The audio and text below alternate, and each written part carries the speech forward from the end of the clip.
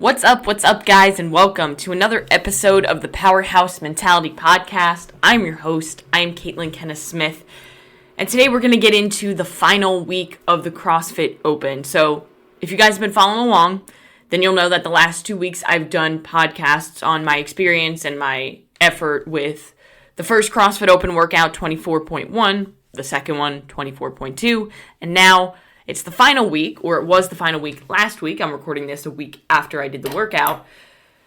It was the final week of the 2024 CrossFit Open, so 24.3 was announced last Thursday. I'm recording this episode on Friday when you guys are going to listen to it.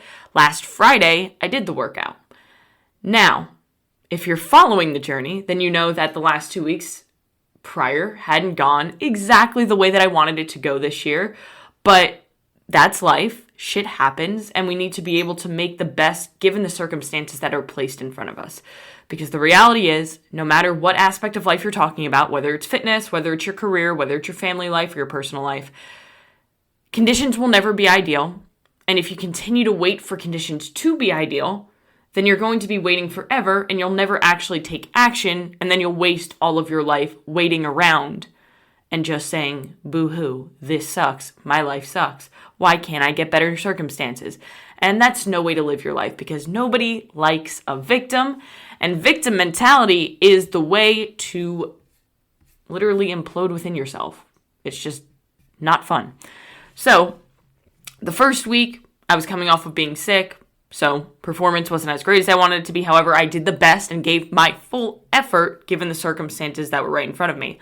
Last week, I couldn't really get my rhythm on double unders. I redid the workout I redid the workout because the first time I did the workout, my mindset was in a really, really piss poor place and it didn't reflect well with the workout. So I redid the workout, still wasn't 100% happy with the score, but I was happy with my effort, and that's what matters most. So 24.3 was coming up, and I knew really as soon as 24.2 was announced that 24.3 would be the workout that would be the biggest factor for me because it would contain my biggest weakness. So for those of you who do the CrossFit Open, you're probably aware of the predictability of the movements that we see in the CrossFit Open. For those who don't do CrossFit, let me fill you in. So the Open, like I said, it's a very predictable thing, especially movements. So we see double unders, burpees, typically rowing. There's always some sort of an AMRAP. And we've seen all of those things in the first two workouts. We saw double unders, we saw burpees, we saw rowing, we had an AMRAP. Now all that remained were a few movements that usually we see. Sometimes we see box jumps and stuff, but I didn't foresee that happening. We didn't see two of the biggest things that we see, and that would be thrusters or wall balls, because those are really the same fucking movement pattern. They're the same thing in a sense. Obviously, different movements. It's going to impact your body differently, but very similar. And then gymnastics. So any sort of gymnastics like chest to bar pull-ups, regular pull-ups, toes to bar, muscle ups, things that I fucking suck at, frankly. And that's just, honestly, that's putting it nicely. I am terrible at them. I am fucking horrendous at them. And you know what? For a really long time, I ignored them because I was so terrible at them. And over the last 6 months, I've really started working on them, because the same thing with double unders, I really started working on them. I got better, and I realized, oh, okay, so I need to stop ignoring the things that I suck at and actually do them in order to get better at them. Gotcha. It's the same thing in life. So thrusters, though, I'm great at, because Eric, my coach, programs thrusters all the fucking time. And he does that for a purpose of, you're going to see them come up a lot, and a lot of people crumble when thrusters and assault bike are thrown into a workout. However, you're doing it a lot during training, so you're going to be able to handle those things a lot better than other athletes, which will give you that'll give you an upper leg in some workouts if you're competing. Now, like I said, gymnastics is my ultimate weakness, and I was praying to God for a miracle that there would be no rig involved in 24.3. And my prayers were not answered. So the day of the open announcement, which was Thursday, the workout actually got leaked by CrossFit.com. They posted a YouTube video. They took it down immediately. But of course, the internet is a beautiful thing, and people took screenshots of it before they had a chance to take it down. So the open workout was leaked, I want to say like an hour before the actual open announcement. And my coach sent it to me, and he said, hey, the workout was leaked. And he sent it to me, and I looked at it, and I was like, oh, wow, I really hope that's not the right workout. That would be great if that was like AI generated bullshit, or if it was like fake to throw us off, because yes, it had thrusters, which I was very psyched to see, but it also had a lot of gymnastics, more than I actually thought they would put. So it was 5 rounds, 10 thrusters at 95 pounds for the men, 65 pounds for the ladies, so pretty light thruster in the first round. And then 10 chest to bar pull-ups, which, remember, I never done a chest to bar pull-up in a workout. I've actually never done a chest to bar pull-up. I've only just recently, about 2 or 3 weeks prior to the workout announcement, got my first strict pull-up. And we'll talk about that. But, so 5 rounds, 10 thrusters, 10 chest to bar pull-ups. You rest a minute, and then you go into the second part, which is 5 rounds, 7 thrusters at a heavier load, so 135 for the men, 95 for the ladies, and then 7 bar muscle ups, which there is no fucking way I would be able to even attempt a bar muscle up right now, because I never really worked on it, because I still haven't been able to get pull-ups. So I looked at the workout and I said, well, you know what? I hope this isn't the workout, but I had a feeling that it was. So I watched the open announcement, and well, lo and behold, it was the workout. And when it was announced, I had a really good mindset about it, because I knew that I'm somebody who, like, I will do whatever I fucking can to do it. Like, if you give me something, I'm gonna fucking suffer through every single rep in order to make it happen and do the best that I possibly can, given where I'm at, or given my level. So, like I said, I just got my first strict pull-up about 2 to 3 weeks prior. Like, finally got it. And it's been something that I've been working on for a really long time, doing a lot of just, like, strict strength work, but also just doing a lot of just, like, pull-up work. And one of the things that I really hate to admit, because I hate using it, but I'm not using it, okay? I hate to admit it to myself, how bad my eating disorder fucked up my body. Or rather, how bad I fucked up my body with my eating disorder, because I take personal responsibility. Nobody forced me to do the things that I did. It's my fault. No one else's. I made those choices to hurt my body. I made those choices to starve myself and over-exercise to a ridiculous ability.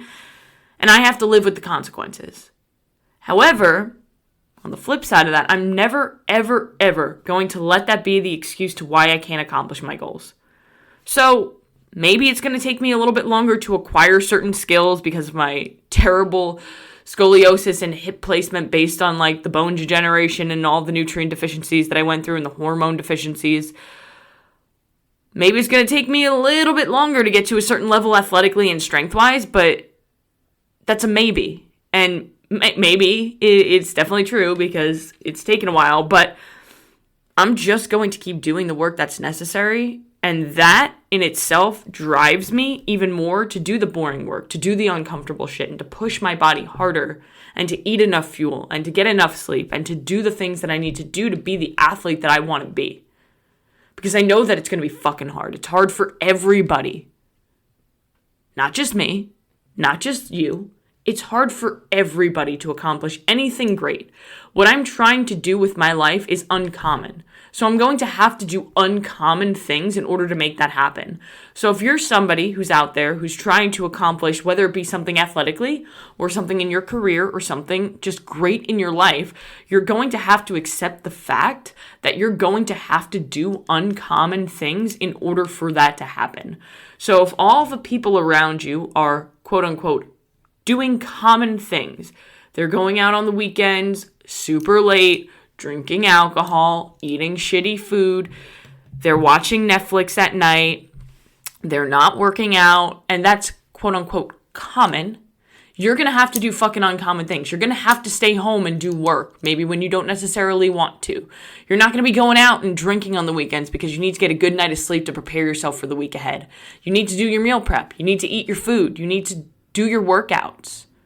And maybe this is, quote unquote, like I said, uncommon in today's society, but that's fucking bullshit that it's uncommon.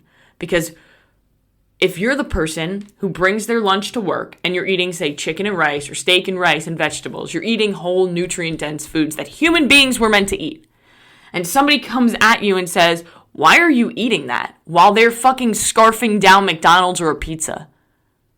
I turn around and say, well, why are you eating that? I'm eating real food that humans were meant to eat.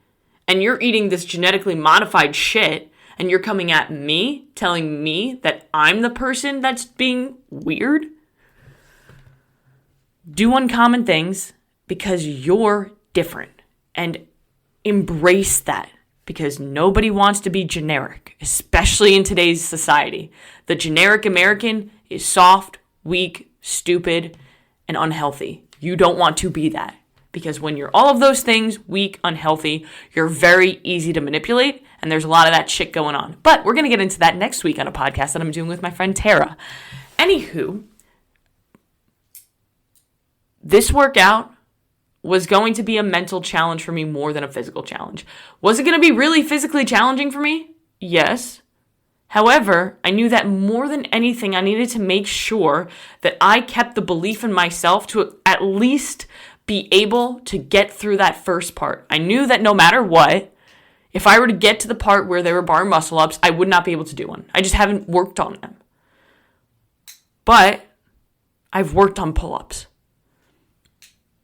Now, when I messaged my coach, we were talking about it, and I was like, well, the question is this workout real? And he said, exactly. And I said, we shall see. And then when it was announced, I said, damn it. So now I need to somehow learn how to do chest bars in a day. And he was like, well, you do technically have more than a day, but I was going to do the workout on Friday, so he got it. And you can do a strict pull-up. So you can do chest bar then too. You just have to do it 1 rep at a time. Singles all the way. And I was like, yeah, you're right. That's the best strategy for me. Like, I can do this. And he said, absolutely. And don't start counting yourself out. Promise me that. And I said, I absolutely won't. I promise you. And I kept that promise. And that's what I'm most proud of.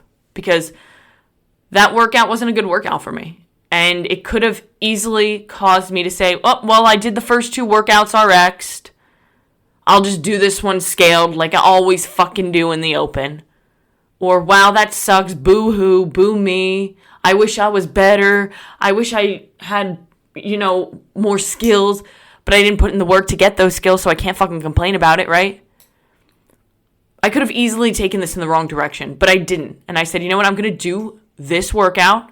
I'm going to go as hard as I can. I'm going to do the best that I can. Because effort is a choice. And you always have the choice to give the best fucking effort that you have. And nothing feels better than effort. So I went into the workout. Stone and I spent a lot of time before the workout working on just kipping and trying to get the chest to bar. There was no way I was going to be able to do any of them not singles. I was doing it. I was like, okay, I can do this. I'm getting a couple, They were very hard and I wasn't doing them efficiently because I just didn't have the kipping skills. That's been a huge weakness. Again, we're working on it more so now, especially coming off of this workout. But I'm kind of a spaz, so kipping is not my best forte. However, I do have the strength to pull myself up. However, I'm wasting a lot of energy doing it. So, into the workout, I knew that I was going to take it 1 rep at a time when it came to the chest bars, and I was going to do the thrusters like I could without really fatiguing myself too much because I knew that I was going to have to use a lot of my energy on the chest bar. My goal was to get past the first part. That was my goal. Just get those 5 rounds, get the 50 chest to bar, get the 50 thrusters. I don't care what your score is. I care how you do. That was my mentality going into it. Fuck the score. Fuck the clock. Let me just do work. And when Stone tells me, hey, the 15 minutes is up, 15 minutes is up. Am I proud of the effort that I put in? That's the only thing that I'm going to ask myself at the end of those 15 minutes. And coming off the first set of thrusters, I went right into the chest to bar, started kind of chipping away. I was getting them. They were really fucking difficult. I was doing like pause reps, which I highly don't recommend, because what would happen is I don't have my kip swing very well. So I would go to do a pull-up or a chest to bar, and I would get like halfway into my kip swing and then pull myself up the rest of the way and struggle through it. So I was doing like a lot of just like inefficient chest to bar pull-ups, but I was doing them. So that's what matters. And I remember dropping off the rig on the first set of the last rep, so number 10, and walking over to the thruster to do the second round. And I was like, okay, I feel good. And then I looked down at my hand and I was like, oh, I kind of ripped my hand a little bit. I've never done that before. I remember thinking, oh, that's kind of badass. I've never done that before. And then I was doing my thrusters and I thought to myself, oh, this is the first round and you already ripped your hand. This could be a problem. And it became a problem. I was right. Foreshadowing. I ripped my hands really bad. Like, I shredded my hands up pretty bad. But again, it's part of the sport. So a lot of people rip their hands. I should have used grips. So that's my mistake. I have grips. I just never use them. So I didn't think to use them. They're a little bit too small. I need to get a new pair, blah, blah, blah. The grip is terrible on them because I've used them so much in the past, but I haven't used them in like 6 months because of that reason. So again, could have used the grips because they at least would have protected my hand a little bit, but completely shredded my hands, which made it really challenging to even do thrusters towards like round 4 or 5. But I did them, and the chest to bar were even more challenging because of my ripped hands. But again, as much as it hurt, as much as it stung, as fatigued as I was getting from doing all of my ineffective chest to bar reps, I never gave up on myself during that workout. Like, mentally, I didn't have a breakdown. I didn't freak out. I just took it one rep at a time. I just chipped away at it, one round at a time with the thrusters. And I just kept thinking to myself, I'm going to get this. I'm going to get this. I'm going to get this. This is going to get better. Like, I'm going to become more efficient as the workout goes on. That did not happen. However, I kept my hope alive. And when Stone called time, I was proud of the work that I had done and the effort that I had put in. I felt like I was hit by a truck because of all of the ineffective chest to bar reps that I did. So I was using a lot of muscles that, shouldn't have been used. Or I worked way too hard for very little. It's like work smarter, not harder, but I did it the wrong way kind of thing. And I was proud of my effort, like I said. And that's the biggest thing that mattered. I didn't finish the first part. I got 93 reps, so I got 7 reps away from finishing the first part. And while in my head I was like, damn, I really wanted that first part, I know that I gave it everything that I had. And I couldn't, in the level that I'm at, do more. Yeah, sure, if my hands didn't rip, would I have gotten it? Absolutely, because I took a lot of just rest shaking out my hands because of how bad they were stinging, and it was just, I failed a lot of reps because of how bad they hurt, but I still gave my best effort. And again, that's the biggest thing that matters in life, in athletics, in whatever you're doing. So my biggest takeaway from the 2024 Open is that I'm excited to train for the next season, knowing how much progress I've made in just 1 year. Really, more so over just the last 6 months. And I also learned, which I already knew, that I have a lot of areas of opportunity, and I don't look at them as like weaknesses now. I look at them as areas of opportunity because I will get better at them. And when I do get better at them and when I do improve on them, they're really going to elevate me as an athlete. They're going to be like big rocks that catapult me forward in my career. Now, the biggest question is, Caitlin, did you qualify for quarterfinals? I did. So I finished in the 81st percentile Obviously, scores aren't validated yet. I mean, there's still a week before they validate scores and send out invites. But according to the CrossFit Open app right now, I finished in the 81st percentile, and you needed to finish within the 75th in order to qualify. So they changed it this year where more people are going to be able to qualify because they probably want to make more money off of people doing quarterfinals, whatever. Last year, it's the top 10%. This year, it's the top 25%. I'm still proud of my effort because my goal was to qualify. Can I do the quarterfinal workouts? Probably not. I'm going to be real honest. I probably can't because a lot of them are going to include weights that I can't move yet and skills that I don't have yet, like handstand walking and things like that. However, my goal was to qualify for the quarterfinals, and I did. So I'm fucking proud of that. And again, I'm super excited to see what I do over the next year. So for those of you who are following my journey, I fucking appreciate you and I love you. And if you guys need anything, you reach out to me, send me a DM, shoot me an email, whatever. But other than that, I hope that you guys enjoyed the Open if you did it, enjoyed this series, and we're going to keep moving on forward one day at a time and go out and do one thing today that's going to take you one step closer to where you want to be.